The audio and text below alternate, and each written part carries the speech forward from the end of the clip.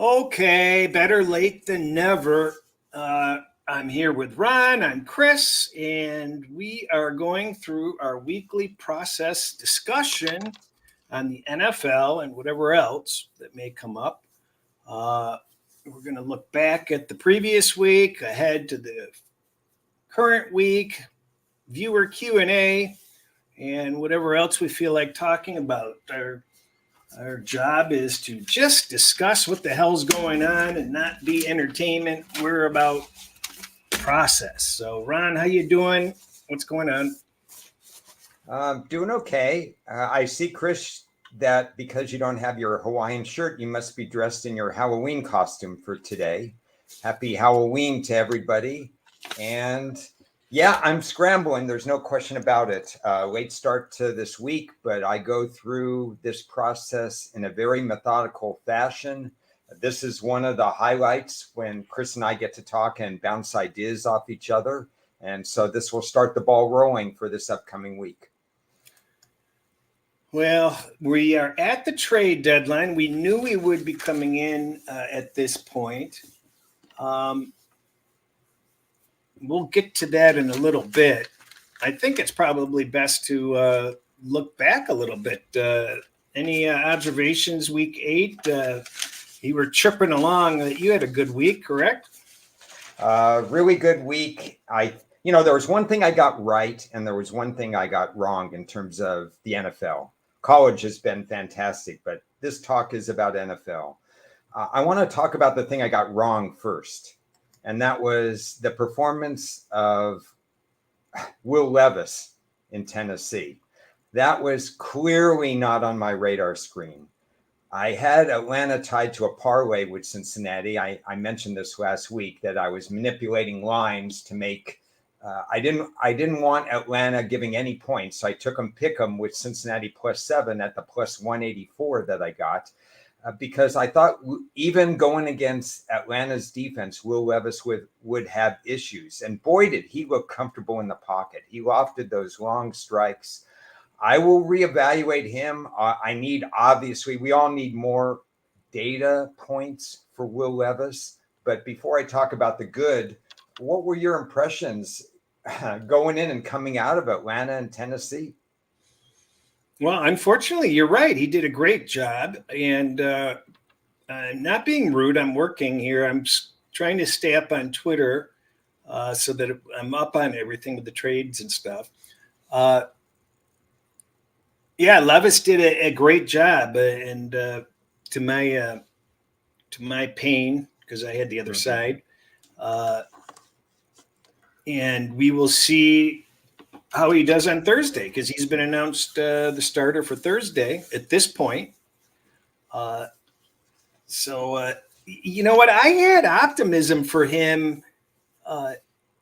Just based on what people were saying during the before the draft, that he could at least do okay, and we'll have to see, because now that there's tape on him, they can prepare for him a little bit. There may be more things in the playbook this Thursday, but they will at least have seen him on film. Yeah, some of the notes that I gathered in preparation with Will Levis, what I said in the draft: strong-armed, decent mechanics, sells his fakes, has a linebacker-like mentality, also has his master's degree. The problem is he sometimes can be super confident, and he will throw into coverage. He didn't have to do that against Atlanta, but I think down the road, I still expect him to throw into coverage, trusting his arm more than he should, because in the NFL, there are a lot of good cornerbacks that bait you. One of the best defensive backs is Minkah Fitzpatrick of Pittsburgh, and he's not even going to play this week. Correct. So that, from a strategy standpoint, once we get into the games, is a plus for Will Levis, that he doesn't face that kind of player who would definitely bait a rookie quarterback. Well, yeah, that's a small little break for him. We've got a very low total on that game. These Thursday games can be, it just seems like a typical Thursday game, doesn't it? Yeah, absolutely. obviously, one thing I got right, because I was saying it so much, it probably got people messed up the wrong way, is that you, whatever the metrics say, whatever the work says, the models and so on, I basically said you have to get ahead of the curve. And Joe Burrow's work weeks 1 to 3 had to be thrown out. And now there's been an adjustment. There's clearly been, everybody else has made a power rating adjustment. There's no value anymore. The key was to hopefully, it doesn't always work, but hopefully get 1 week ahead of the curve. And again, you had a perfect storm because San Francisco, no Trent Williams, no Deebo Samuel, coming off the Monday game, Cincinnati 14 days. Pure models don't take into account all of this, but if you supplement your model with what you see, and look, Joe Burrow ran for 40 something yards or 50 something yards. This was a completely different Joe Burrow. And so I'm pleased that I was ahead of the curve on that one. Cincinnati belongs in the top group right now. Well, yeah, there's no doubt that Cincinnati played a pretty darn good game. And it was improbable that San Francisco was going to lose its third game in a row. And I agree with what you said. You have to make you do sometimes have to make these adjustments off of what your model is, and use the eye test and other forms of evaluation to not be tied in with your model. You know, my problem was that it was just so severe that I just couldn't I couldn't get there based on what we had seen up to that point. So I don't have. I mean, if I was a square bear type of guy, I would have been all over Cincinnati, but because it did kind of look easy, and the people that are predicting based on what they think will happen, more so than what has happened, they cash their tickets. So good for them. But I don't regret being on San Francisco. I didn't realize, they were far more of a deficit than I had realized, which didn't help. They certainly were never in the game to cover. They were just hanging on by a thread. And Purdy has come down to earth. And I think we have to start worrying about Purdy too, because this has been a problem for the last few games now. He's coming down to earth. So now that his big, long winning streak is over, strange things happen. And I can't count on Purdy, although they made a nice addition with Chase from Washington today. So he's going to help out quite a bit. I'll take a little offense to being lumped into the square better with Cincinnati. No, I didn't. No, I didn't mean that. I didn't. Yeah. I'm not trying to be.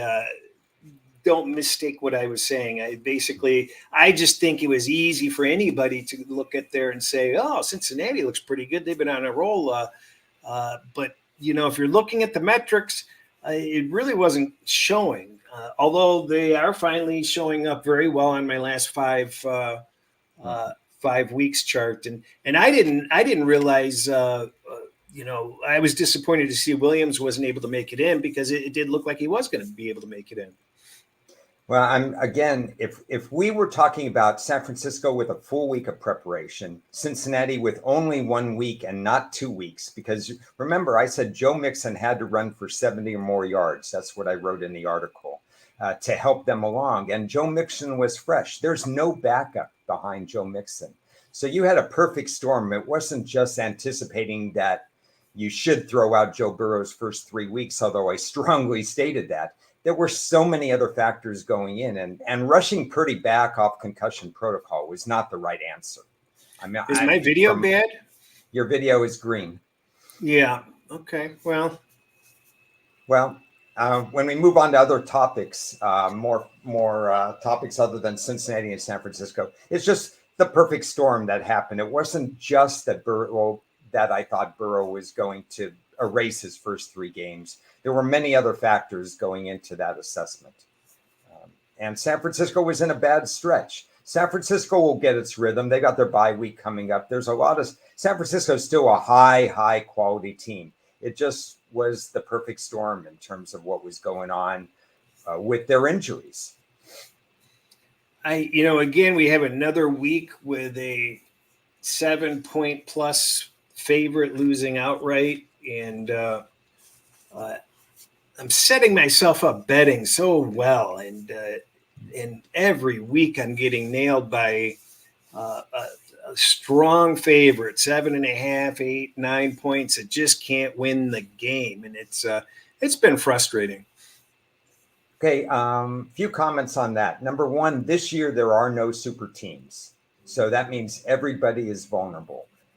The fact that Denver and Kansas City played so recently and that Denver had held them down to 19 points the previous time meant that Denver came in with some confidence. Was Denver a lock to win the game? Of course they're not a lock, because you would think that they would stumble on their own 2 feet. I mean, Denver has been the biggest problem for Denver is Denver themselves. Russell Wilson fumbling at a certain time or doing some other things. But the matchup was good, and the fact that they had just played each other recently. By all accounts, Washington scores a lot of points against Philadelphia. And there's good Sam Howell and bad Sam Howell, and they had recently played. And if Washington hadn't made some calculated errors, boy, Ron Rivera is just destroying the metric chart and the analytical chart, because Washington was probably good enough to win that game, but they found a way to lose by 7 and for a lot of people push that game. But there's no clear-cut great team right now, especially because if you take into account Deebo Samuel, Trent Williams, and everything else that's going on with San Francisco, you take into account all these other teams. I mean, for my money, Baltimore is getting better than a lot of these teams, or maybe most of these teams. But at any point, it's I just think if an underdog plays their best game, that's where you get caught up. If you want to think a favorite of over 7 is going to win, it's not that easy this year. Well, I think Baltimore may be the closest, and maybe Philadelphia. But we'll have to see. I mean, it's interesting. Philadelphia really hasn't hit any real obstacles. I think Hurts is still playing a little hurt. It was nice to see Baltimore win the game they were supposed to play. I mean, they didn't cover because of asinine scenarios. But thankfully, I didn't need them to cover, so that was okay for me. And it helps out my divisional bet, hopefully. Yeah, it was when the line hit 10, I did put a 1-star on Arizona. And let's chalk that into the lucky win column, because that should have been a push. The Cleveland game may have been an unlucky push because Seattle was the better team, but they don't have closeout capability. I think Seattle's better than Cleveland in general, but that was an interesting game that was a push for a lot of people at +4, and the Washington was a push for a lot of people. So the odds makers were pretty close to the line in a lot of instances in this particular time. And we saw Carolina get off the schneid. Carolina, even though they needed a last-second field goal to win, I watched a significant part of that particular game, and they were the better team, but being 0-7, they were the kind of team that looked like they were trying to lose, coughing it up at the 1-yard line, doing some other things. Their time of possession seemed to be pretty strong in that particular game. It was just not a great situation for Houston. Houston's better than Carolina, but that situation was good. I think you and I saw some stuff that you talked about during the week. I was surprised the line went to 3.5. Weren't you a little bit surprised at that? Yeah, I couldn't believe it. I would have bet my bottom dollar that it wouldn't have, but that was a big surprise. I agree. And looking at that AFC North, Baltimore has their 3 road divisional games behind them and came out 2-1. The Bengals are 0-2, so they have. And they are 4-3 versus Baltimore 6-2. So they're going to have quite a climb to be able to pass Baltimore. And people have been ridiculing the rest of Baltimore's remaining schedule compared to the division. So they definitely have an easier track if they can stay healthy.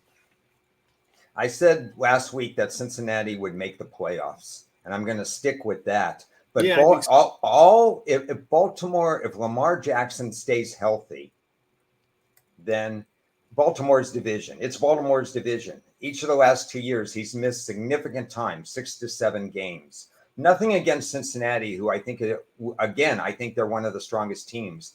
But like you've said, and like I've said, a healthy Baltimore could be the best team in that division.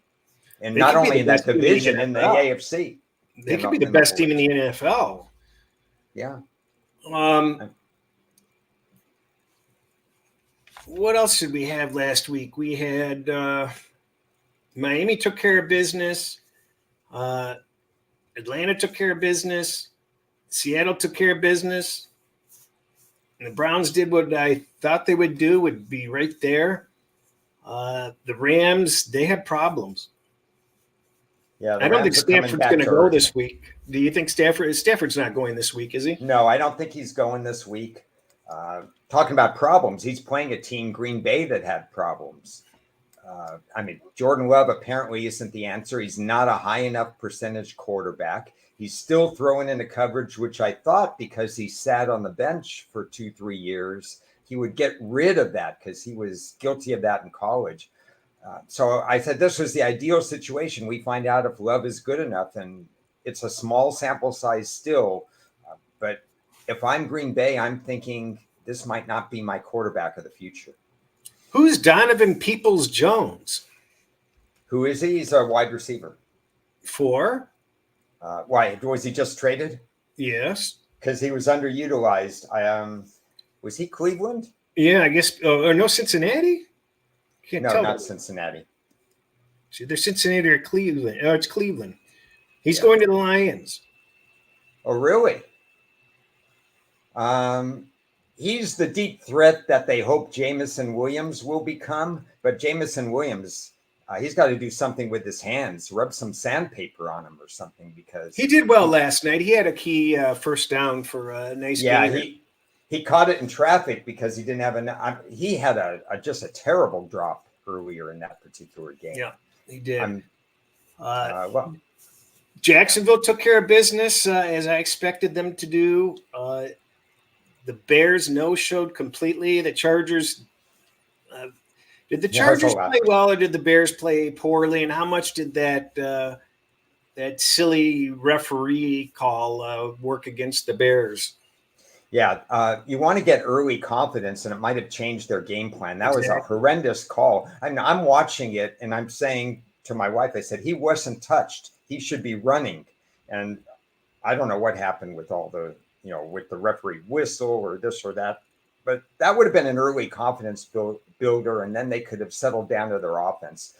Teams like the Bears, if they get out of their offense too quickly, it becomes a problem. But I think in the end, the Chargers would have won. Who knows if they would have covered, but they would have won because Austin Eckler was pretty much unguarded in that game, and the Bears don't have the defensive personnel to compensate for what the Chargers offense is capable of doing. I think the QB play was at least adequate for Chicago. It just it was strange, and I agree 100% with you. It's so underrated when a game changes direction early in the game and then the rest of the game goes one way. Because I'm a very strong believer in exactly what you just said. With certain teams, it changes everything. And on many different levels. So we don't know for sure what would have happened if Chicago would have been able to get some confidence in an early touchdown. I saw 2 or 3 examples. I don't remember if Chicago is the same example, where they get behind 7-0, something happens, they get behind the 8 ball, and then at the end of the game, you look at their box score, and they've run the ball 14 times and passed the ball 45.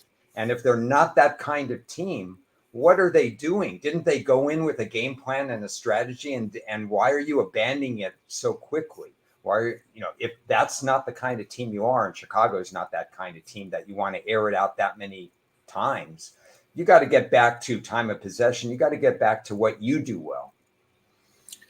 The Lions game was extremely pivotal for my weekend. I was extremely confident that they would win the game, and but I wasn't entirely pleased with how they played. You know, you know, when you get in the red zone that many times and you're kicking that many field goals, that's a problem. And I don't know how they did it, but when the Raiders did score their touchdown, they ran it right down their throat.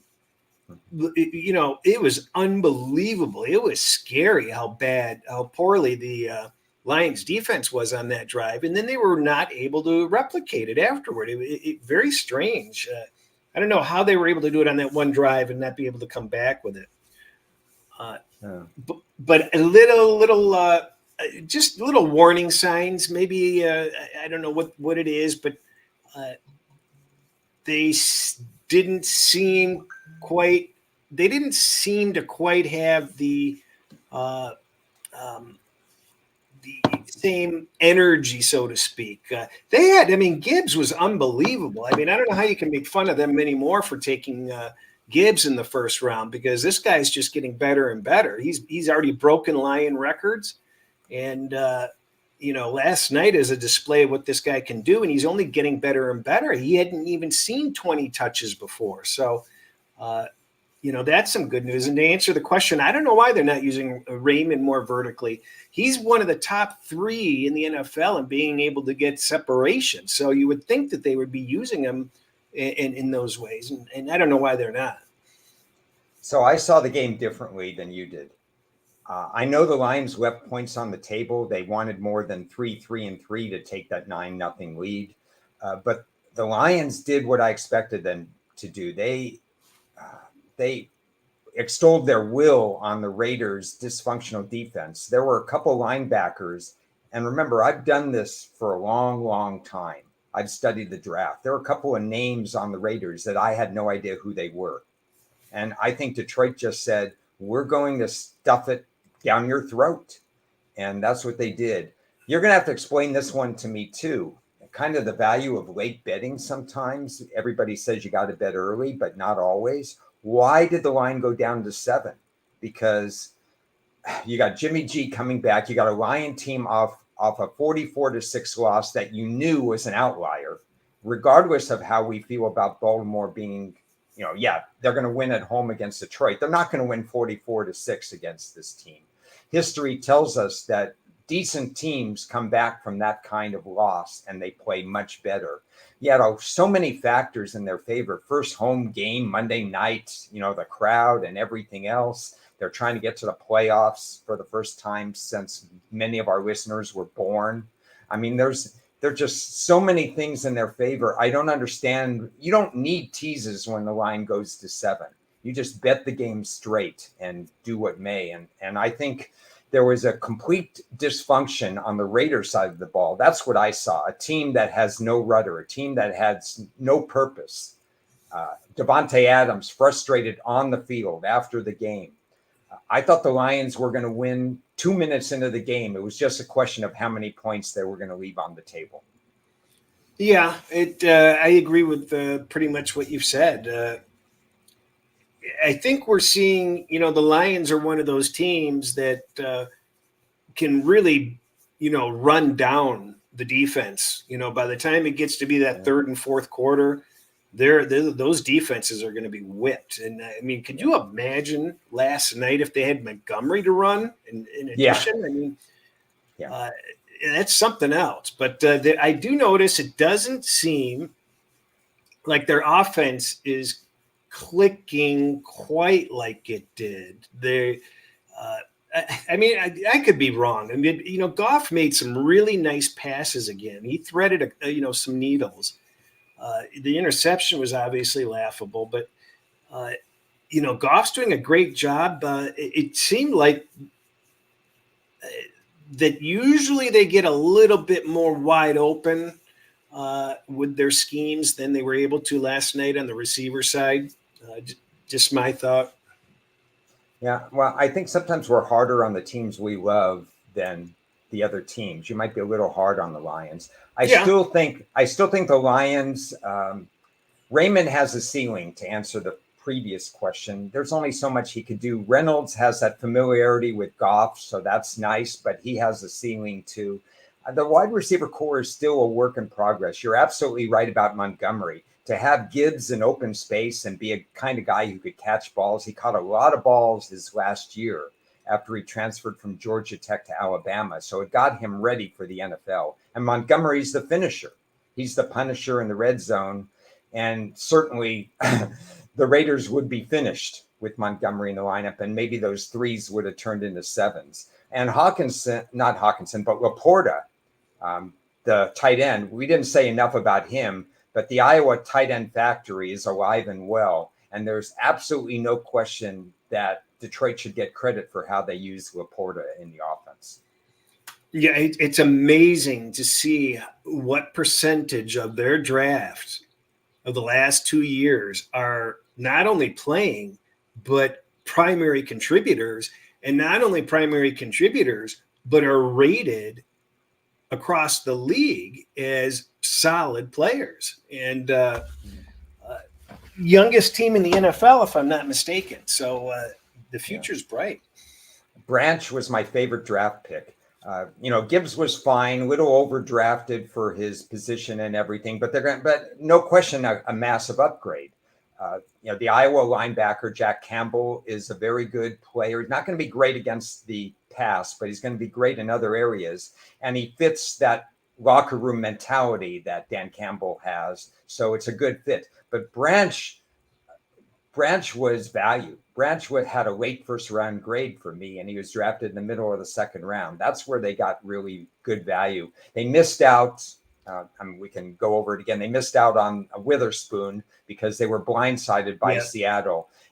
But Branch is good. I mean, Branch is going to work. He's a safety. Witherspoon's a cornerback, so it's a different position. But you need safeties. This league, safety position has been magnified as one of the more important positions. It didn't used to be that way 5 years ago, and I think people still underrate safeties when they talk about the draft.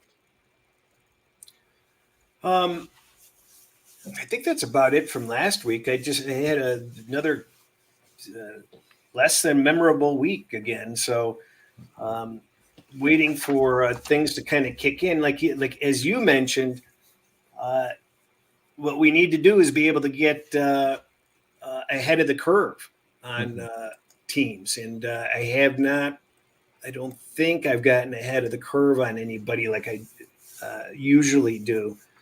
I haven't been able to ride a team down. I haven't been able to ride a team up. I mean, I've been on Baltimore every week, and that's been mostly good. You'll know when the light goes on. And for me, it took some time. It took until week 4, start of week 5, the light went on. Again, I had one play week 4, and I was proud that I didn't force things. And week 5, just before that week, I said, I think I see things now. I think one of the lessons we did early in the season in this brainstorming session really helped when we talked about high confidence, medium confidence, low confidence, and how we're seeing teams. And in retrospect, it dawned its ugly head again last week when I had Indianapolis when they went to 2.5 as almost one of my only losers last week. But it was a team that I didn't see that well. And so maybe I should concentrate on the teams that I think that I'm seeing better than other teams. Thursday night, second game for Levis. What are your expectations? It's a short week, so Pittsburgh won't be able to put in its full game plan. In some ways, this is a bone. I don't think Will Levis would want to play a Mike Tomlin Pittsburgh defense with Pittsburgh having a full week of preparation. They do not have a full week of preparation. You have to do things on the fly. You're not practicing on Monday. You're doing walkthroughs on Wednesday. You're playing on Thursday. You're banged up. We know already that it's possibly Mitchell Trubisky playing, which is an issue because what you want to do against Tennessee is pass the ball. It's very hard to run the ball. And Matt Canada, who this is going to be his last year as offensive coordinator for Pittsburgh. There's no way they can keep him beyond this year because he hasn't grown the offense. So I think, like you said before, the total is low. The total is low because this is going to be an absolute ugly game. But if Levis doesn't have that Fitzpatrick in the lineup for Pittsburgh, and he hits one deep throw, it might be the difference in the game. I think there's a slight advantage for Tennessee in this game. Well, I hope you're right because my numbers lean to Tennessee. Not sure how I'm playing them entirely, but it just seems like that should be within a touchdown either way, as far as the final score goes. Let me make one note about Will Levis. We saw his deep throws and a really smooth delivery. I really liked the way he did that when he has time in the pocket. Pittsburgh is going to blitz them, and we'll see what's going to happen with that. Levis had 19 completions. 7 of them were to running backs. That's just something to note in terms of what's going on with his checkdowns. I think because he's a rookie and he's a raw rookie, there may be some checkdowns, and maybe every once in a while he's going to try to do play action deep. So how did you end up on Indy when you saw the advantages on the Saints midweek? Yeah, nothing is perfect. I had what did I do? 5-2-2 this past week when numbers hits, and Indy was I don't know if it was a mistake. They hit a power rating number, and so I trusted my power rating number. I just didn't feel like New Orleans should be even 2.5 on the road. When we talked, the number was 1, I think, and then it went up to 2.5. And I think I said, no, I'm not going to take the Saints in this spot. Kudos to the Saints. I cannot believe they did what I've been asking them to do, and that's open up their offense. Shaheed, 3 catches, 153 yards. Taysom Hill, a 40-yard touchdown, not a touchdown, but a completion. 63 yards rushing. I mean, they did everything I thought that they were going to do when they got Derek Carr. But this defensive-minded coach didn't do it for the first 6-7 weeks. That was the New Orleans Saints that I was hoping to see but hadn't seen. So my fault for going that way. Dolphins Chiefs seems interesting, more interesting than I think we think. They looked Kansas City looked pretty anemic last week, but Mahomes was under the weather. Is there a worse wide receiver unit than the Chiefs currently? Oh, no, I like the Chiefs receiver unit, but it's a work in progress. Rashee Rice is going to be a potential. He's going to be a number 1. I don't know if he's going to be a superstar number 1, but he's going to ascend once he gets its routes all going. And obviously, you count Travis Kelce in the mix. So why not take Kelce out of the mix? Who's worse than Kansas City as far as receivers? We'll get to some of the teams, but I think Chicago. Let's see, Carolina's worse. They had to get rid of their number one. Is it Carolina? I think Carolina doesn't have any receiving core. Let's see. They have. That's why they got Hardaway back, because Mahomes trusted him and he knows how to run the route. Scantling is Scantling's good for 2 catches for 40 yards. He stretches the field but can't run the short routes. Yeah, there's some struggling. There's some talent there, but it has to be developed a little bit. 2 observations about Kansas City. One we talked about last week. They did miss Nick Bolton. If you look at what what Denver did in the second half, Mahomes had the ball once in the third quarter because Denver hogged the ball. Plus, there was a muff punt that was involved in it as well. There was no chance. The great quarterbacks, remember Tom Brady, he would look terrible in the first, second quarter, and then he would find his rhythm. You'd give the ball back to him too many times, and then Brady would be 95% the rest of the way. That's Mahomes too. He didn't even have a chance to have the ball in the third quarter, and then he was playing from behind. I think the loss of Nick Bolton hurt.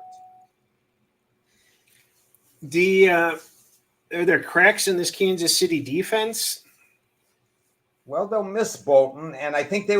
Let's face it. I think they were overachieving. Their numbers were playing ahead of what I thought they were going to be. They're still going to be a fine defense. They're fundamentally sound. I haven't translated my numbers, but I believe their pass defense is in the top 5 as far as pass completions allowed.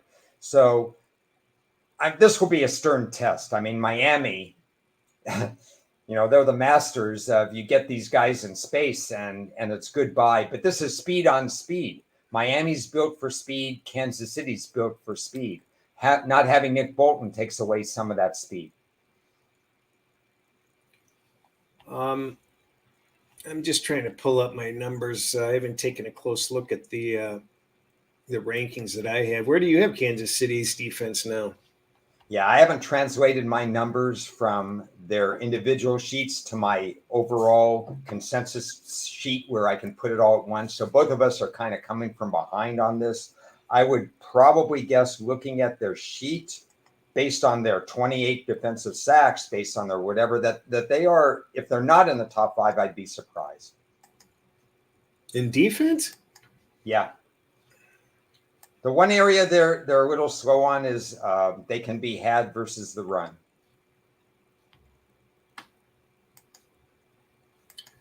It's a pretty good defense. 28 defensive sacks. I value sacks maybe more than most people because it's a line of scrimmage issue. The sack ratio matters to me. Oh, geez. Still trying to pull this up, but what do you think? Have Miami and Kansas City played recently? No, not that I know of. I don't have any notes on their team sheets that they played recently. You got the Tyreek Hill factor. Of course, he played at Kansas City. You got the Germany factor because you never know how young adults, 22, 23, 25, 26, takes to air travel, foreign food, all that other stuff. I mean, you got extra variables to me, but on the field, this is a fascinating game. I have Kansas City 6th in defense still, so it's still much better than average. Yeah, so not the top 5, but obviously knocking on the door in your rankings. Oh, no, I don't. I was missing some teams. No, they dropped. Okay. They dropped out of my top 10.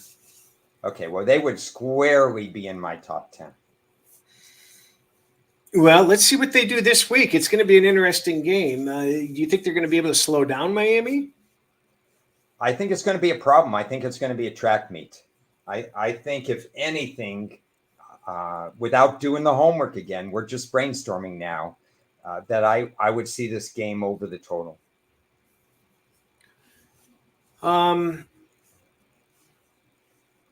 So Minnesota gets Dobbs. Yeah, it's one of the trades. But they say they're not. But they announced the other guy. I forget his name. Joe Blow, I think his name was. I think it's. Are we talking about Clayton Tune? No. No, it was somebody else. Oh, Jared Hall. Jared Hall. Okay, so I pulled up some notes, just trying to be advanced with them. Here's my draft day notes for Jared Hall. Careful with the ball, plays better out of the pocket. He's not that tall, I believe. I don't have that. Here's a comment that's not so exciting. Wide receivers wait on his deep ball. So it's not good. So you're talking about a short to intermediate range, which can work against Atlanta. Atlanta doesn't have the most scintillating defense. They just traded for a very low-level pass rusher. Once again, thanks, Atlanta, for not elevating your pass rush. But you don't want Jared Hall throwing deep, in a sense, unless the guy's wide open, because he doesn't have the arm strength to throw deep. It's okay if he's unscripted, because he had a lot of touches at BYU.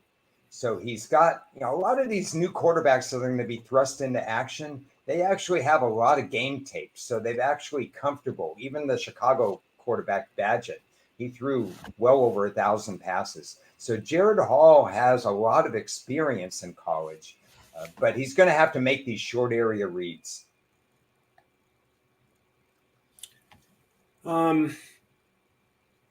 Interesting game, though. Yeah, that's a lot of points to be laying. you had Minnesota the better team or Atlanta the better team, assuming Cousins was in? If Cousins was in, the line would be for Minnesota on the road. Okay, I was just curious whether I was nuts or not. So I think it's a pretty sizable over adjustment in my eyes. That's according to the odds, the latest odds I saw was 4.5. So that would be an 8.5 point adjustment off my number. That's an awful lot. Again, we had this conversation. I would make the number different if they weren't playing Atlanta. If they're playing Baltimore, if you had Jared Hall in the lineup, I would probably make the difference between Cousins and Hall a 10-point difference, because there was no way he would have time to throw against Baltimore. But against Atlanta, I would be closer to a 6.5 point difference. I wouldn't make it a full 7. So therefore, if I'm making it 6.5, I think I have 2 points of value on Minnesota in this game. I'm glad we're on the same page there. I just think the line's nuts, and I was just hoping for people to think that Minnesota was giving up, and I think that that's a good sign that they traded for a quarterback. They feel that they have playoff hope, and they do, actually. I mean, if you just get a serviceable quarterback, they can win some games. Wouldn't you agree? Yeah, I mean, 2 factors in their favor, 1 not in their favor. Number 1, they've been dealing with a negative turnover ratio all year. Remember, they lost games because they were -3. Minnesota's record could easily have been 6-2 with Cousins at this point. So we're not really dealing with a 4-4 team. What's not in their favor is they can't run the ball. I would have suggested that they trade for Delvin Cook, who was on their roster last year and not being used in New York. Delvin Cook was on the radio. Out. Yeah, Delvin Cook was on the radio when I was driving home today before prepping for the show. Actually, I didn't prep for the show, but Delvin Cook was on the radio, and he says, "I'm ready. I don't worry about if I'm going to be traded or not." But Minnesota gave up and they thought Alexander Madison was ready. Alexander Madison has run 106 times for 390 yards. In today's NFL, that's not good enough. So that's a negative for Minnesota to be one-dimensional. Oh, for sure. It's a negative for any team to be one-dimensional. Thanks, Russell. Thanks for bringing up these things. Since we're not looking at the trades right now, Russell Douglas to the Bills, and they needed help. Seattle and Baltimore. Now that is the game of the 1 o'clock Eastern starts. Wouldn't you agree? Yeah, this is a good schedule. I mean, whether or not they're actionable betting things, that's still to be determined. But I love the matchups. I like the chess match between Miami and Kansas City. I like the Seattle-Baltimore matchup. It's going to be a fun one to get into the numbers. Do you have a number on that game? Well, I would have set the line 4.5, and it came out 5.5. So we're in the ballpark. I mean, 1 point difference is meaningless to me. It has to be 2.5 or more point difference for it to be a power rating play. Well, I've been on Baltimore every week, and this is the first week I'm not on Baltimore. So we're in agreement. It's kind of I like that. I don't want to be stuck on a team the entire year unless in every situation. Arizona, Cleveland, I could care less about that game. What about you? I didn't even set a line on the game because I knew Dobbs. They were trying to trade Dobbs, and then they ended up trading Dobbs. So Arizona, who are they going with this week? They're going with Clayton Tune. Beats me. Yeah. Clayton Tune is another guy with a lot of throws at the University of Houston. So he has tremendous amount of experience. He was the guy that shoved Colt McCoy off the roster because they thought they would get a guy who would be less accident prone than Colt McCoy. Because McCoy, just misses too much time. He doesn't have the body. He's a short area guy. He's able to read the field. He's kind of like a mini Colt McCoy with a better body, but he's a short to intermediate passer. I'm okay with Clayton Tune. Okay, that's good to know. Great insight there. Cleveland's a tough team to go against in your first assignment, but Cleveland's reeling a little bit too, and they have their own quarterback issues. I think the Packers by a field goal over anybody, a strong field goal. There's some 3.5s out there. That seems a little strong. What do you think? Okay, so if Matthew Stafford was playing, I would have the Rams 1. The Rams would have been favored by 1 according to my numbers. Now, Matthew Stafford apparently is not playing, and I don't even know who's playing for the Rams. I don't even know if the Rams know who's playing. Did you hear that? Well, let me rephrase that. Did you hear that Matthew Stafford is definitely out? No, that is Okay. not to my knowledge. So if Matthew Stafford plays, I would take +3. And I haven't done any work on the game, but I would take +3. Yeah, of course. I mean, that line can't be 3 with him in the lineup. Yeah. I thought the Rams might have been sellers, and they weren't. That surprised me a little bit. They don't know how to be sellers. They've always been buyers. Some teams can't get out of their own format. The Rams have been not very good the last 5 weeks, and Yeah. the only issue with that is Green Bay is right next to them, so they're both trending exactly the same. Now, Green Bay is the team that traded Rasul Douglas to Buffalo. So they just dumped a veteran. Tampa Houston's going to be interesting, I think, because I do respect Tampa's defense, and they may be able to make things difficult on Stroud. But is it a bounce back week for Houston, Ron? Houston has limitations. I still think they're playing. Stroud has 1 interception. He hasn't forced things. The offensive line, which was not going to be confused with any top 10 unit at the beginning of the year, has allowed, what do we have? They've allowed 15 sacks in 7 games. Never would have guessed that with a rookie quarterback under center and with both offensive tackles missing at the beginning of the year. In fact, if you look at Stroud's numbers, he's been sacked 4 times in the last 5 games total. So I respect what Houston has done. I respect what DeMeco Ryans is putting together with this team. I wouldn't be surprised if they bounce back and would win this game. I haven't delved into this game. I don't know how much you've delved into it. I'm guessing I'm not going to see an edge in the stat sheet for either team. But I don't know. What's your feeling about Tampa right now? I think they've kind of hit the wall, and they're another one of these teams that is more defensive minded. Neither team can run the ball. So I don't know what we're going to see out of Tampa if they don't open up the offense. Well, we saw Mayfield start to get sacked. We saw their offense not having the ability to do anything recently. I agree with what you're saying. They're coming down to earth. But Houston's the perfect candidate to get healthy again or to really fold it up. We'll see. We got an over-under on that game of 40. Yep, 40. Yeah, I would have. Well, I did set it lower. I set it at 38.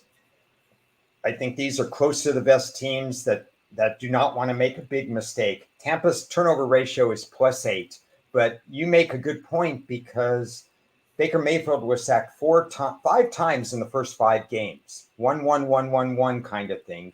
And he's been sacked 6 times in the last 2 games. So something's going on with their offensive line. People are figuring things out. They've had to play more from behind. And when they play from behind, they're not a pass-oriented team. These are 2 teams not playoff worthy that are trying to find their rhythm and trying to see where they can improve. Maybe need the bye. They've already had the bye week. Tampa's already had their bye week. Yeah. They both have. Yeah, Houston just came off their bye week. A better bye week for Carolina than for Houston. Carolina needed it really badly. So Washington has dumped 3 of their best players, and just kind of odd because Rivera has to be a lame duck coach at this point. Yeah. What So they have dumped. Who have they dumped now? They dumped one of their pass rushers. They dumped who else? Do you show? Chase Daniels went to San Francisco. Yeah, that's a big. I forget the guy's name. Starts with an M. Went to Chicago, right? Okay, Sweat. Yeah, Okay. and then the other guy that was traded a few days before the weekend's games. Okay. Yeah. From what I've seen philosophically about Washington is they want to do a steady rebuild. I've just been reading up on what they're trying to do, and they're ready to pack it in. Dallas not winning that game against Philadelphia mattered to them. Philadelphia and Dallas are so far ahead of the curve compared to Washington, who's basically Ron Rivera is a lame duck coach. The new owners have no ties to him. He's making mistakes in critical situations, not just fourth quarter, but first quarter. I mean, we're seeing it's just not working in Washington, and so I think they're kind of looking toward they're going to ride Sam Howell this year, and we've seen good and bad. We just don't know what Sam Howell's is going to do week in and week out, and he was very good against Philadelphia. So maybe he's the quarterback of the future. I'm rooting for him, but I think this team is in practice mode the rest of the year. I just can't get over how from game to game this Washington can look like a real team, and then they look like a JV team. Other weeks it's just I just find it odd. It's frustrating. Their defense it's got to be near bottom 5 for you because it's near that for me. Maybe not bottom 5, but because they are sacking people, they're playing reasonable defense until last week. Yeah, they're not quite in the bottom 5, but they're in the bottom 10 for sure. Yeah, and they're not in the bottom 10 trending the last 5 weeks, but they're close to it. So they have Robinson at running back. He's running about 4 yards per carry, a little bit off the league average. But this is a team that has not run the ball enough. They're running the ball roughly 22 and a half times per game, and they're not built to be that kind of team because A, their offensive line has allowed 41 sacks, and B, they've got essentially a rookie quarterback because he barely played last year. And they're not setting him up in play action because they're not running the ball enough. Of course, on the other side of the ball is New England, and they got their own issues. Yeah, what do you expect out of the Patriots this week? What are they, 2-6?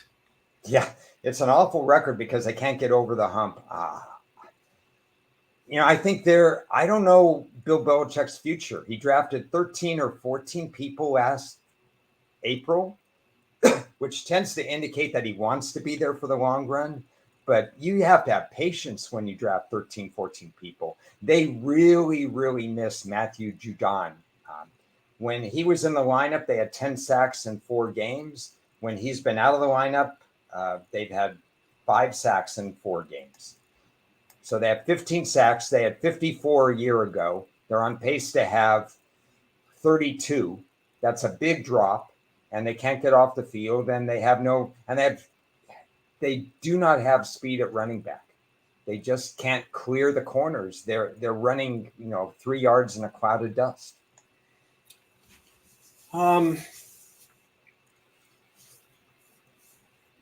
I think anything over I don't know. I mean, I don't know what to expect out of this Washington team now. Are they going to be able to hang with the Patriots? Because I'm showing they were supposed to be able to. Yeah, let's see. Did they play last week? Last year, I mean, I know it's not a divisional game. No, I don't see them having recent playing. I'll have to dig into it a little deeper. It's just going to be an ugly game. It's really going to be an ugly game. Agreed. So we talked about the Bears, and the Saints did what they were supposed to do, and they're in pretty good shape. They didn't dump Winston to Minnesota like some thought they might. They're 4-4, tied with Atlanta. But the Atlanta's 1-3 in the division, or no, it's well, they're 1-1 in the division, and Atlanta's 2-0. So the Saints are looking up. What do you expect from them this week? I think that they win that game. I think they take their game plan that they used against Indy and repeat it against Chicago, because that's a game plan that can work against those kind of defenses. There's no need to play, smash mouth football against Chicago. Just air it out. They're a work in progress, Chicago. They can be beaten by a savvy quarterback. Derek Carr is not the greatest quarterback in the world, but he has a lot of weapons. We didn't even talk about Michael Thomas in the mix there. We didn't talk about Chris Olave. We talked about Shaheed going 3 for 153. We talked about creative use of Taysom Hill. You can do all those things against Chicago. I agree with you. This is New Orleans' game. If they use the same repeatable game plan, there shouldn't be a problem. That's a teaser game for sure. Indianapolis, Carolina, I have no interest in that. My numbers come right on 3. Do you have any interest in this game? I hope not. How's that for an answer? I know. I hope not, because again, I was wrong on Indy. I'm looking at my sheet. I'm 1-2 in Indianapolis games this year, so I'm not happy about that. And I have them as a 2.5-point favorite in this game. And I wouldn't want to be laying points on the road against Indy, but I realize that Carolina's a work in progress. Yeah. The Giants and the Raiders. So we have Giants get their quarterback back, and the Raiders, we're not even 100% sure Garoppolo is going to be. It seems like there's an undercurrent that Garoppolo got banged up, but yeah. Okay. Now that he's out of that San Francisco system, he's looking like a real quarterback struggling. Yeah, I mean, he's on the wrong team in a way, because the offensive line is not going to do what San Francisco's offensive line does, and that's protect guys like this that need a little bit more time in the pocket. I think this will be a get-well-quick week for Davante Adams. With all the frustration, he's still, unless he was traded in the last 2 minutes or something, he's still with the Raiders. You can absolutely win with Adams against the New York Giants secondary. Do you have a current line on this game? 2.5. Yeah. I mean, the Raiders have a short week. They have a short week. The Giants, they're going to run Barkley 20 times. And Vegas, they should throw to Davante Adams 13 times. That should be what the game is. One team throws to Adams, the other team runs the ball right down the Raiders' throat. And we'll see what happens. Yeah, Adams hasn't had a touchdown in at least 4 games, and I think they only had 1 reception in the first half. They had 1 reception in the game last week. Okay, 1 for 11. The Lions had the 3rd highest pressure rate on Garoppolo since 2003. I was reading. I think it was like 77%, like an obscene number. You think that's more their offensive line or the Lions' defensive front, or a combination of both? I think that's the difference between a team that schemes well and a team that doesn't scheme well. And we're losing faith in Josh McDaniels. If you look at Vegas, going into the game, Josh Jacobs had run for 118 times, 349 yards. As your friend Steve Fezzik would say, do the math. That's under 3 yards per carry. The Lions had no respect for the Raiders' run game. So why not put pressure on the quarterback? So what if Jacobs breaks a 5-yard run? It does nothing to help the Raiders because they can't run the ball, and Detroit's a pretty good run defense team. Put all your assets into rushing the passer. So that was a game planning scheme thing that the Detroit did well. I had not really had an opportunity to really watch Max Crosby as much as last night, and that Michigan guy from Eastern Michigan, Yeah. boy, is he something else. I mean, my gosh. It's a very What a good great player. player. What a He great player. dominated at Eastern Michigan. I mean, he flat out dominated in the MAC. Very, very impressive. The Lions press was kind of pining away for the Lions to make a move for him somehow. But that would have involved 2 first-round picks, I think. What do you think? Don't want to do What do you think Crosby would be worth on the open market? He would be worth a first round pick for the right team, that's for sure. But you don't want to put him with a team. I can understand it with Detroit, pairing him with Hutchinson, but the wrong team to put Max Crosby on would be a team that might make the 6th seed or might make the 7th. You want to pair to a team that fits the Super Bowl mold. Like bring him to Baltimore, bring him to a team that can win with him right now. Doesn't look like Baltimore made any moves. They just need to be healthy. Dallas and the Eagles. That's going to be an interesting game. Important game because one of these teams is probably going to be first, second, or third. I mean, they could legitimately still be the 1st seed, and the loser of the series goes all the way down to the 5th seed. So. Well, yeah, this is an absolute must game for the Cowboys if they have any hope of elite status in the NFC, I think. I'm a little surprised. I know Dallas is back and forth in terms of you don't always know what Mike McCarthy brings to the table. They can look horrible one week, and then they can look like they did last Sunday, which was fantastic. They looked like the best team last Sunday. But I was surprised the line was 3. But they say the Dallas is more of a beat the crap out of the bad teams and struggle versus the good teams. I think that's a little bit of a coincidence this season. I think Dallas has a better team than they've displayed against the quality teams. What are your thoughts?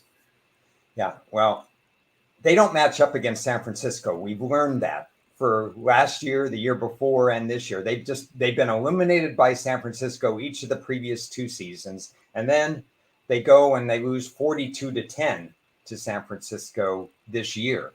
So certain teams, it's like they just have it in for other teams. But I agree with you. Dallas can pretty much beat every team on their schedule. They certainly can beat Philadelphia. When it doesn't matter to me where this game is held, it's pretty much a 50-50 affair, Dallas and Philly, in my eyes. Yeah, and then we get to see the blue uniforms for Dallas, don't we? I mean, that's a big deal in my handicap. Oh, okay. Well, hopefully Roger Staubach is in one of them, or even Danny White. I just wanted to look at recent history because it escapes me. Okay. So Dallas beat them 40-34 in Dallas. Philadelphia won 26-17 in Philly, and Dallas won 51-26 in Dallas. So the only time Philly has won has been at home. I'm sorry. They got blown out in Philadelphia 3 games ago. So Philly has split this last 6 games as a host in this series. And before that, they weren't as good as Dallas. Overall, a little bit of an edge Dallas, even as the road team in this game. I'm surprised to see a solid 3 on that, aren't you? Yeah, that's what I had said before. I would not have made it a solid 3, given the history, given how the familiarity with these teams. My power ratings do not support a 3. As Birdie points out, Dak was out the first game, Hurts out the second game. That's good knowledge, yeah. So you get kind of weird things there. It's funny that when Dak was out, they actually went on a winning streak with Cooper Rush. Yeah, they did because they were thinking of, well, we don't need him. Yeah. uh, boy, this is interesting. Bills Bengals, interesting Yeah. game. I think you've had a big line shift from last year. Bills kind of look like they're on their heels and have holes to fill. Their defense is vulnerable. The offense is not clicking. They just seem to do silly things. Uh, they did get away with the win last week, but it wasn't pretty. And they're going to have to play much better because I think the Bengals are kicking into gear. I don't think I don't think either of these two teams are as good as they were last year. What do you think? But I mean, you can make a case based on numbers for either team. Ahead of the curve of Cincinnati is one thing, the overreaction is another. Obviously, you don't get value this week betting on Cincinnati like you did, with the circumstances before. On the other hand, the eye test tells me that Cincinnati is just flat out better than Buffalo right now. Buffalo's secondary, they're sprung a lot of leaks. I don't know if they were one of the teams. Were they one of the teams that we talked about that they traded? They got Rasul Douglas? Is that correct? Yeah, I think so. Yeah, I mean, their Yeah. secondary was hurting. They're allowing a very high completion. That's not good against Joe Burrow to allow that kind of completion percentage when Joe Burrow is in the zone. This is also going to be an emotional standalone game because it's the field where Damar Hamlin got hurt. It was Cincinnati and Buffalo. It's got a lot of extra variables and emotion involved in the game, too. I would rather take Cincinnati, but not at the current odds because it's just an overreaction in the line. I remember having a big Buffalo position in that game, and I was uh, obviously not happy about the injury, but I was happy that the game didn't continue Yes. because Buffalo looked like they were in some trouble. Yeah. That particular circumstances, Cincinnati was peaking. They weren't afraid of playing on the road. They were doing a lot of things. Actually, they were at home in that game. So it's going to be interesting from a number of perspectives. My eye test tells me Cincinnati wins this game, but the metric again, I'm not going to throw out everything Cincinnati did the first 3 weeks. I'm just throwing out the Burrow part of it.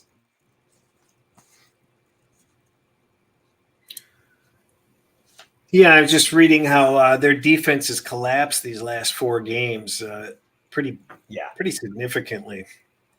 it's really you. If you look at the numbers, Buffalo is very vulnerable defensively in this game. Did they get any pressure? Let's see. Buffalo has had some sacks. Let's see. Pick up my numbers here. They've got 28 sacks. It's excellent. They had 3 last week against Tampa and Baker Mayfield. Um, they've slowed down a little bit because they had 9 against Washington. Almost an outlier because of Sam Howell's been sacked so many times, but it's still a little bit above average. Let's see, 2, 4, 6, they played 8, 19 and 7 games, so a little bit above league average even this year.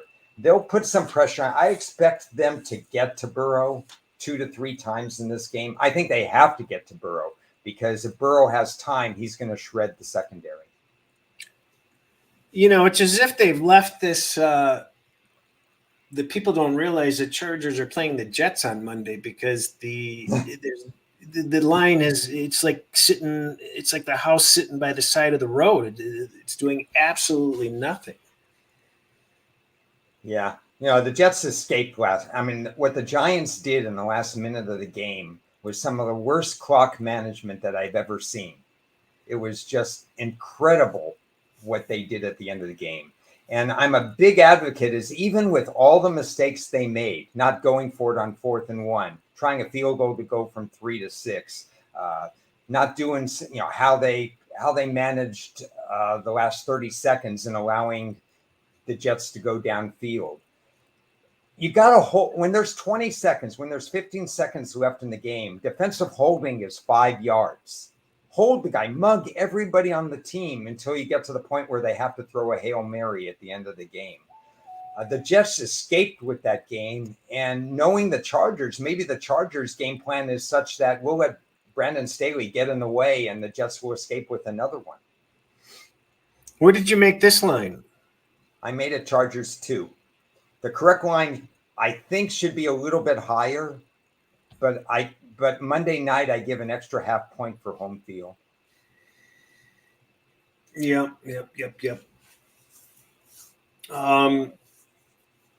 Do you agree with that? You might have a much different opinion on this one, huh? I think 3 is a bit strong. Yeah, that the Jets have value at 3. Yeah. At this point, I think they do. Yeah, well, I made it 2. Would normally be 1.5 for me, but I gave an extra half for Monday Night Football. Or actually, the other way around. Yeah, I was going to say you're. Yeah, the other way around. Sorry about that. Yeah, probably should be 1.5 then. Yeah, that's what I was going to ask you. Are you going from 2 to 1.5? Yeah, I'm probably going from 2 to 1.5. Create some space. 3. I think that's just. I know the Giants look terrible against the Jets offensively, or the Jets look terrible against the Giants. But the Chargers don't have a shutdown defense. Agreed. So, Yeah. What is that total? 41.5, I see. That's probably about right. Yeah, it's gonna be an interesting game to see who finishes drives. Are we settling for a lot of field goals on both sides of the ball? We had a question I forwarded to you earlier. We talked about the Will Levis thing. So, yeah, if you want to talk about any other particular quarterbacks, well, I think we covered them. I talked a little bit about my assessment of Clayton Tune, Jared Hall from BYU, that he's going to be put into action. Better if he's unscripted rather than going from the pocket. I think he's a smaller quarterback. Will Levis, we talked about him. Yeah, again, not enough time to really game plan against Will Levis this week.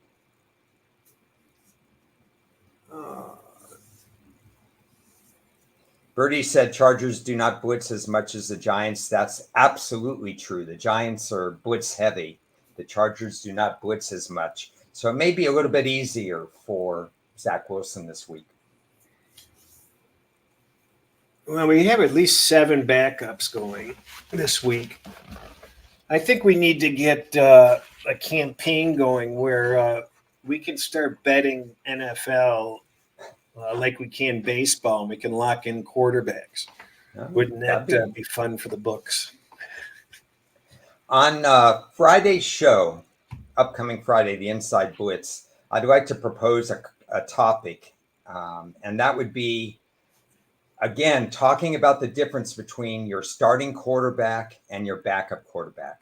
Let's not do it quite right now. We don't have time to really assess this information. But on Friday, I think it'll be a good listen for people to talk about, okay, we got all these backup quarterbacks, like you said. We're probably going to have 7 backup quarterbacks. Who knows how many backup quarterbacks we're going to have on Sunday.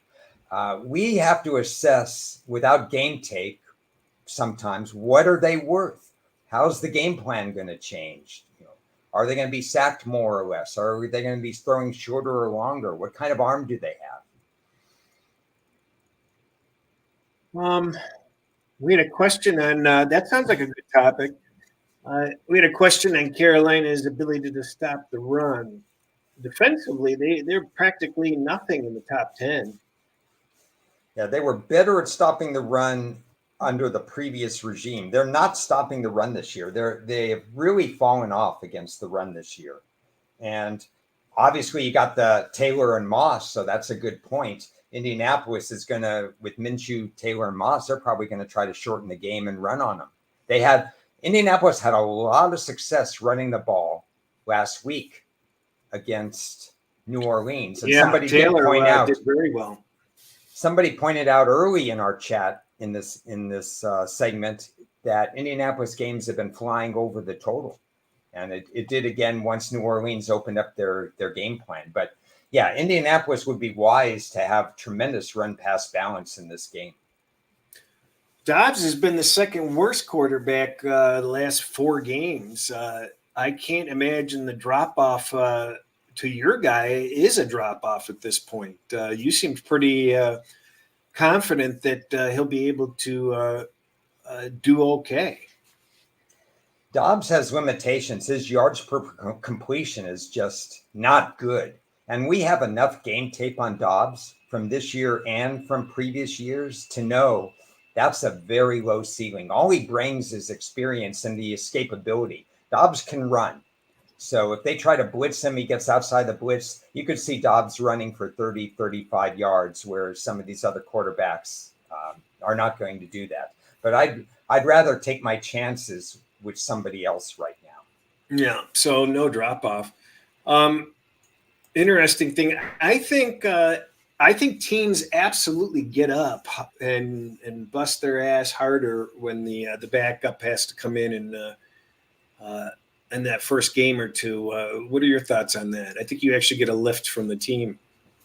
Untested theory, but I think games go under the total more because the defense rises to do more. They shorten the game plan. They simplify that. We saw that with Andy Dalton subbing for Drew Brees. We saw that with Teddy Bridgewater subbing in different areas. We've seen backup quarterbacks. We even saw that. In Dallas when they brought in Cooper Rush, that game plan kind of changed and so on. I think you see more under games with backup quarterbacks because of the point that you said, that the teams try to rally and they try to do something extra, get off the field faster, that kind of thing. I had the Browns line much higher than 4.5. Okay, Browns line. Where are they here? Oh, against Arizona. The line is 4.5. Yeah, Birdie has his line set at 4.5. That's really low. No, I had to set at 8. Yeah, I'm over a touchdown. Yeah. What about the college football? You have anything in this Toledo game? No, I'm not prepared at all to talk about college football right now. Running behind the chain, still living off one of the most massive games that I've had in quite a long time. I think I mentioned to you, but not on the air, that I expected North Carolina State to beat Clemson. So I'm still living off last week. Yeah, I had North Carolina State. Yeah. And boy, I had some frustrating bad beats. It was profitable last week in college football again, knock on wood. Yeah. But boy, I had 5 horrible beats. I mean, just 2 touchdowns and a 2-point conversion in the final 2 minutes. Stuff like that. It was just ridiculous. That was mostly on totals, right? Yeah, it was all totals. Yeah. So the straight plays, I have really 0 complaints on the straight plays. The 2 games I lost on the whole slate were missed field goals. So that's why I like special teams so much. But sometimes you live by them and you die by them. Well, that's all I have on a first run through. It looks like we're out of questions. I think we don't have enough people subscribing that should be subscribing. You can always turn off the notifications. It doesn't hurt you at all.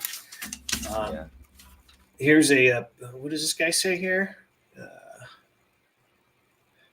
That was fascinating strategy stuff. I made a tweet. I guess we can close with this one because it's fascinating. Ross Tucker was the play-by-play analyst for that game. And I put out a tweet commenting about how great a job he did in the last minute of that game, setting the scenario, the old John Madden method of when you're down 10, you take the field goal first, and then you try for the onside kick to give you more time, because otherwise you're going to have 12 seconds left and you're going to have to throw these Hail Marys and stuff like that. I thought the way Ross Tucker laid it out was perfect. I thought the scenario of how Arizona and the new staff handled it was pretty good. It was kind of a back and forth how Baltimore scored, and Baltimore shouldn't have scored. If the guy would have taken a knee and not gone into the end zone, the game would have been over. But there were a lot of variable parts. I really enjoyed the strategy in the last minute of that game. Well, this game's going to evolve because, one of your strategies when, against Hail Marys is just to grab the receivers, and teams don't do that. And they will start to do that. The not letting people score, at some point you would think that, over the years, all the players are going to get educated on this, and then that's going to be a nuisance to the game at some point, because you don't want people sitting down on the 2-yard line and the defense trying to push them across. So at some point, that's not going to work, I would think, in the future. I mean, not immediately, but you don't have enough players that are in coaching that you're seeing it as often as we should be seeing it, because we should be seeing that stuff almost every day or every week, but we don't. It's let's save the analytics topic for another time, but it's fascinating to me that teams can't pick up 2 yards all during the game, like the Raiders or the Giants or whatever, will all of a sudden, because some analytical chart says go for it on 4th and 5, or we saw somebody go for it, force and goal from the 7, and against a good defensive team. To me, analytics should be situational in nature. It's not just this one chart fits all where it's every team is going to be 57%. You should go for it on 4th and 7 versus not take a field goal or something like that. Know your team. If your team is a low scoring team, I would never go for it in the second quarter, 4th and goal from the 7. I think some positive I took out of the Lions is that they kicked field goals when they were supposed to kick field goals. And that clock management at the end of the first half was nearly perfect. They ran that clock down, and there was no way the Raiders were going to get enough time. And both of those issues have been issues for the Lions, last year and the year before. So it looks like they're getting a little smarter about the in-game strategy. We don't have the Campbell miscues like we had last year. You know what's interesting about that is it works because you have Jared Goff at quarterback, because he's a cerebral quarterback. It doesn't work with the rookies. I'm okay with taking early timeouts if you have a quarterback that's you're not comfortable with, in being the Kenny Stabler type, being the Teddy Bridgewater. I mean, these guys who understand everything that's all around them. Jared Goff is a guy you could trust and won't panic just because the clock is ticking. Tick, tick, tick, tick, tick. You don't have to worry. They have 3 timeouts in their pocket. They could still run 4 downs. So situation specific, again, the Lions did the right thing. I think so. Well, with that, that was a pretty quick hour and 20 minutes. When are you going to have your college done? I can't wait all week. I'm going to have it done Saturday night, right after the games have been played, and I'm going to be able to tell you with certainty what's going to happen. It's going to be a rough week. I'm on the road again tomorrow and stuff like that. So I'm going to take it slowly and methodically. I hope it's not a high volume week, because I'm not going to rush into action and stuff. We'll just take it 1 week at a time and regroup for next week. I feel like doing a 13-point teaser tonight, starting with Toledo. I'm drinking antioxidant infusion. Are you drinking something with more alcohol content before you send it? You laugh, you ridicule, and I had to dig this out this morning for people, and I just have to say it's lifetime documented 26.7% ROI on teasers. I know what I'm doing in teasers. We're 80 and 47 lifetime on teasers. I'll just touch base. There is so much misinformation out there that people regurgitate that's wrong. You know, people just accept that the same teasers that worked 6, 7, 8 years ago work today. And the only thing that I have to say is don't believe everything you hear, and do your own due diligence, because there's a lot of interesting things that have changed in the teaser market. And quite frankly, I pity the fool that says teasers are sucker bets. I mean, well, let me put it this way. The teaching point is know your strengths. If you've never been a teaser player, we've said it before, don't dive into it head first and think you're going to be profitable on that. If that's your strength, obviously, because you know the percentages and lines and whatever, then you roll with it. My strength is in other areas, and I prefer to know when the crystal ball, when I'm seeing the ball clearly or whatever. I never want to stray away from straight betting. And 40 years of this, that's what I'm going to do. That's a good slogan. He's not wrong about teasers. But I'll leave it on this note. Two wrongs don't make a right. We're ending the show now, but remember, you can't spell CLV without LVC. See you guys. Cheers.